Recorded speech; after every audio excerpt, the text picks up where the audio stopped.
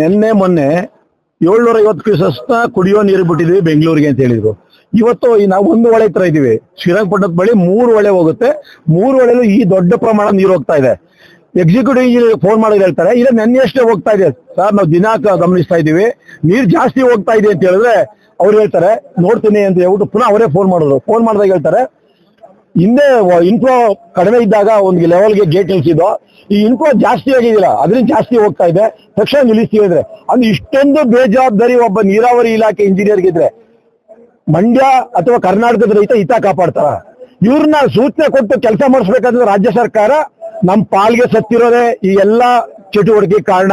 ತಮಿಳ್ನಾಡು ನೀರು ಹೋದ್ರೂ ಪರವಾಗಿಲ್ಲ, ಕರ್ನಾಟಕಕ್ಕೆ ರೈತರಿಗೆ ನೀರು ಕೊಡದೇ ಇದ್ರೆ ರೈತರು ತನ್ನಿಂತಾನೆ ನಾನ್ ಕಾಂಗ್ರೆಸ್ ನನ್ ದಳ ಬಿಜೆಪಿ ಅನ್ಕೊಂಡು ಮೌನವಾಗಿರ್ತಾರೆ, ಕಿತ್ತಾಡ್ಕೊಂಡು ಚಳುವಳಿ ಮಾಡ್ಲಿ ಅನ್ನೋ ದುರಾಂಕಾರ ಇವತ್ತಿನ ರಾಜ್ಯ ಸರ್ಕಾರಕ್ಕಿದೆ. ಈ ದುರಾಂಕಾರ ಖಂಡಿತ ಒಳ್ಳೇದಲ್ಲ.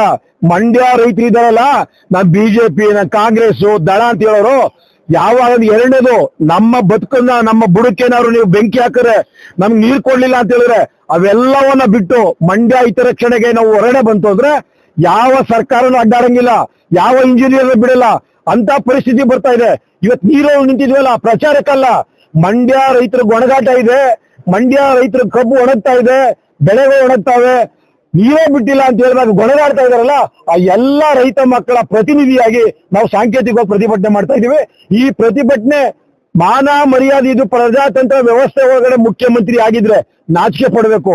ರೈತರು ನೀರೊಳಗೆ ಇಳಿದವ್ರೆ, ಏನ್ ಸಮಸ್ಯೆ ಇದೆ, ಬೆಳೆ ಒಣಗಿದ್ಯಾ ತಗೊಳ್ಳಂತ ಮಾಹಿತಿ ಮಾಡ್ಬೇಕಿತ್ತು. ಇದೆಲ್ಲ ಮಾಡದಂತೆ ಅವ್ರ ನಡವಳಿಕೆ ಇದೆಯಲ್ಲ, ಬಹುಶಃ ರೈತ ವಿರೋಧಿ ನಡವಳಿಕೆ ಇದ್ರೆ ಖಂಡಿತ ರೈತರ ಶಾಪ ಈ ಸರ್ಕಾರಕ್ಕೆ ಮುಟ್ಟುತ್ತೆ. ಆ ಕೆಲಸ ಆಗ್ಬಾರ್ದು. ತಕ್ಷಣ ನೀರ್ ಬಿಡಿ, ನಮ್ ಬೆಳೆ ಉಳಿಸಿ, ನಮ್ ಬದುಕು ಉಳಿಸಿ ಅಂತ ಕೇಳೋದಕ್ಕೆ ಒಬ್ಬ ರೈತ ಮಗನಾಗಿ ನಾನು ಬಹಳಷ್ಟು ವಿನಂತಿ ಮಾಡ್ತಾ ಇದ್ದೀನಿ.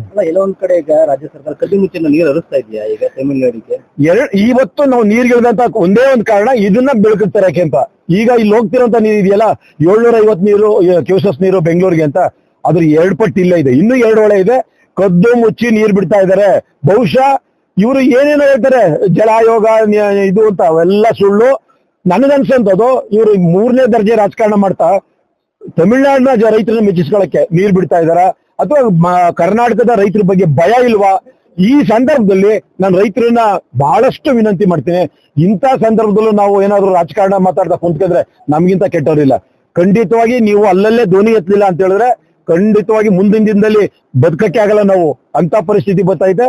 ಮತ್ತೆ ಚಳುವಳಿ ಮಾಡ್ಲಿಲ್ಲ ಅಂದ್ರೆ ನೀರು ಸಮೃದ್ಧಿ ಆಗದೆ, ಕರ್ನಾಟಕದ ರೈತರು ಚಳುವಳಿ ಮಾಡ್ತಾ ಇಲ್ಲ, ನೀರ್ ಬರ್ತಾ ಇದೆ ಅಂತ ನಾವು ಭಾವನೆ ಬಂದ್ರೆ ಖಂಡಿತವಾಗಿ ಆಗ ಇಡೀ ಮಂಡ್ಯ ಜಿಲ್ಲೆ ರೈತರಿಗೆ ನೋವಾಗುತ್ತೆ. ಏನಂತ ಅಂದ್ರೆ ಕಾನೂನು ರೈತ ವಿರೋಧಿ ರಾಜ್ಯ ಸರ್ಕಾರಕ್ಕೆ, ತಮಿಳುನಾಡಿಗೆ ನೀರು ಬಿಟ್ಟಿರುವ ಮುಖ್ಯಮಂತ್ರಿಗೆ, ತಮಿಳುನಾಡಿಗೆ ನೀರು ಬಿಟ್ಟಿರುವ ಜಲಸಂಪನ್ಮೂಲ ಸಚಿವರಿಗೆ, ತಮಿಳುನಾಡಿಗೆ ನೀರು ಬಿಟ್ಟರು ಮೌನವಾಗಿರುವ ಜಿಲ್ಲೆಯ ಶಾಸಕರುಗಳಿಗೆ, ನಮ್ಮ ಬೆಳೆಗಳಿಗೆ ನೀರು ಕೊಡದ ತಮಿಳುನಾಡಿಗೆ ನೀರು ಬಿಟ್ಟರು ಮೌನವಾಗಿರುವ ಜಿಲ್ಲೆಯ ಶಾಸಕರುಗಳಿಗೆ ಅಯ್ಯಯ್ಯೋ ಅಯ್ಯಯ್ಯೋ ರೈತರಿಗೆ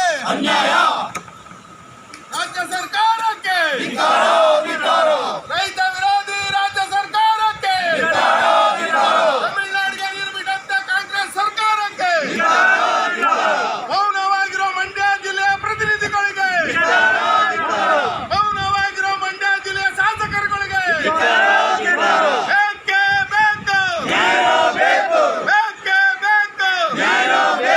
ಅಯ್ಯಯ್ಯೋ ಅಯ್ಯಯ್ಯೋ